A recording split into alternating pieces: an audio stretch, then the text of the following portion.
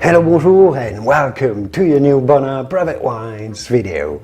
I'm sure you've heard about sommeliers and other wine connoisseurs being able to identify the exact vintage of a wine at a blind tasting. They know nothing about the wine and they identify precisely what it is down to the vintage just by tasting it. They smell, they sip, and they say, oh, this is Chateau Lafite 1974, and sometimes they're right or not far off.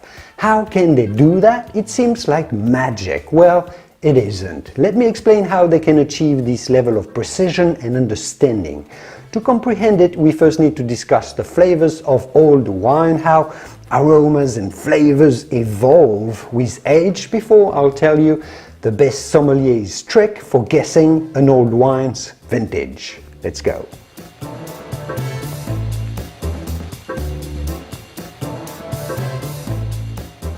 We did discuss the evolution of a wine with quite a lot of details in previous videos, so I suggest you watch those as well, also to go even deeper. But as a refresher, a TLDR or a summary, here's what you need to understand.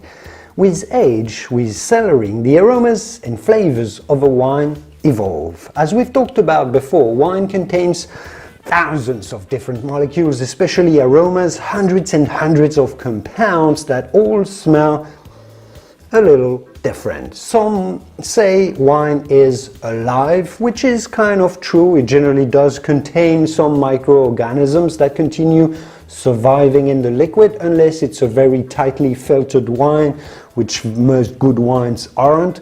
But more importantly, wine breathes, you could say. Not that it inhales oxygen to burn sugars or fat like we do, but chemically wine does absorb through the cork small amounts of oxygen, which changes over time the shape and composition of those hundreds of different aromas in it. Some aromas are degraded, some break down with time and oxygen, some combine with each other, some become more or less odorant, etc.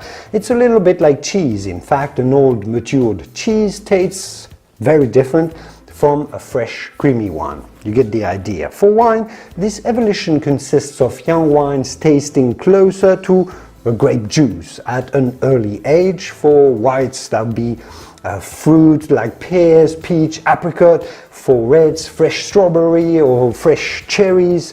In general, with time, in the cellar and with micro-oxygenation through the cork, well, the aromatic profile of the wine changes from fruity aromas that are broken down to develop more savory notes. The spices become more pungent on the palate. It tastes like earthy notes of forest floor, of mushrooms, soy sauce, even grilled meats sometimes. So when you're used to tasting wines at different ages, you're able to place them on that spectrum, on a line between very fruity young wine at the beginning and an old wine that tastes very savory, that has loads of mushroomy, earthy flavors. The fruit fades away year after year, while the spices and earthiness grow stronger and stronger.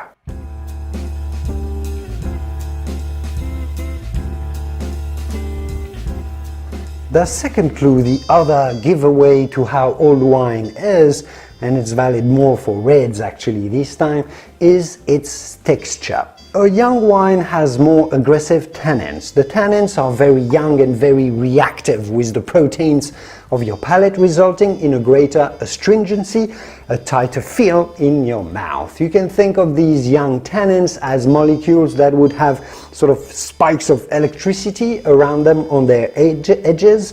This electricity is what reacts strongly with your taste buds, and young wines have a lot of them, so they sort of react strongly with your buds, and they're aggressive. With time and cellaring, these aggressive tannins react with each other. They use this electric energy to combine with each other, and they form bigger molecules with less electricity on their edges, so they're less reactive. This does two things. The tannins get bigger, so they feel more granulous and softer on the palate, and they become so big, in fact, that at some point they start sedimenting at the bottle or at the bottom of the bottle, which is why old wines have these sediments that need to be decanted out. Secondly, because these aggressive tannins have reacted with each other, well, they have less electric charges on them to react with your palate, so they don't react as strongly with the protein of your mouth, and they feel much smoother. Again, you have a spectrum of evolution of the texture of the wine, from very tannic and aggressive at a young age to ultimately very thin and watery when the wine becomes eventually way too old. All the tannins have disappeared and it becomes thin, maybe smooth, but all the tannins have disappeared. That's your second spectrum.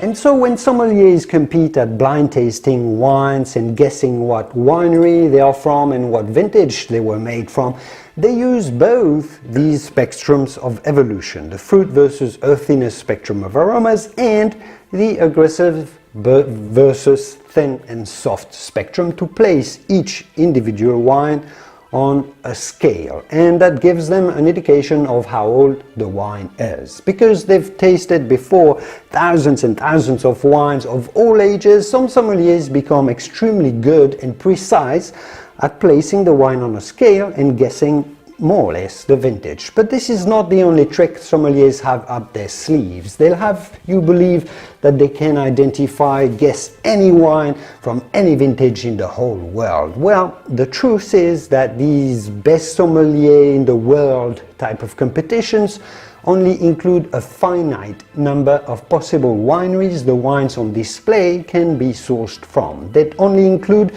top chateaux from Bordeaux, top chateaux from domains from Burgundy, possibly some top wines from Barolo or Tuscany in Italy, perhaps some cult wines as well from California that everyone knows about. Only that type of ultra premium cult wines from around the world would be included in the blind tasting. Wines these sommeliers often have on their wine lists in their restaurants, wineries they know about, they've visited them, they've tasted all of their different vintages before.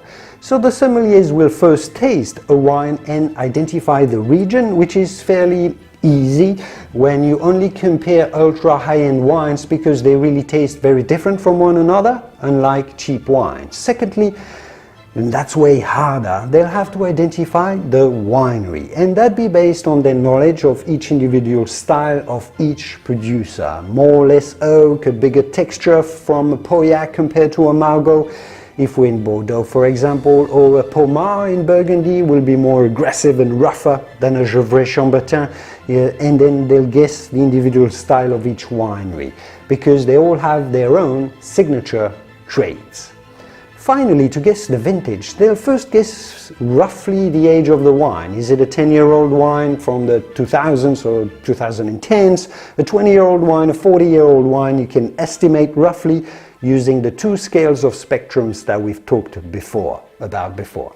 Once they know it's a 1970s wine, for example, they'll use their knowledge about the weather condition of each vintage through the 1970s.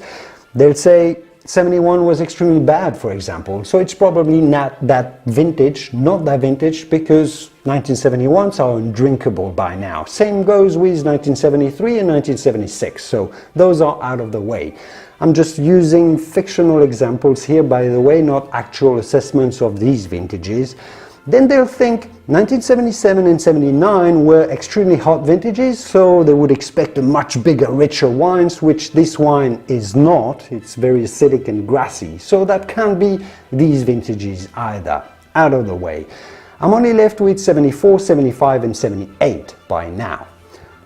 I'm a sommelier, I've tasted 1978, and it was a lot spicier, a lot more complex and balanced than this wine is. So it's not 1978, and 78 would be a bit more useful as well. So I'm left with 1974 and 1975. And as far as I remember, if I smell this wine, well, 1975 had a bit more laurel leaf characters to it and a bit of a raspberry fresher character to it. So I don't think it's 1975, I think this is 1974. So I'm gonna say this is Chateau Lafite 1974. And here you have it. This is the process I think that sommeliers use to identify each wine and the actual vintage. You know all the tricks now. Even though I'm obviously simplifying here quite a lot, because it's a very complex process requiring astronomical amounts of tastings and the memorizing of huge amounts of data points, so they have little cheat sheets for each wine that they'll study for years and years and years. Very difficult, but not impossible. I hope now at least you have a better understanding of how they do it, the sommelier's tricks to guessing a vintage. And I'll leave it here for today. Thanks for watching, and I will see you soon, as usual, in the wonderful world of wine. Cheers. Santé.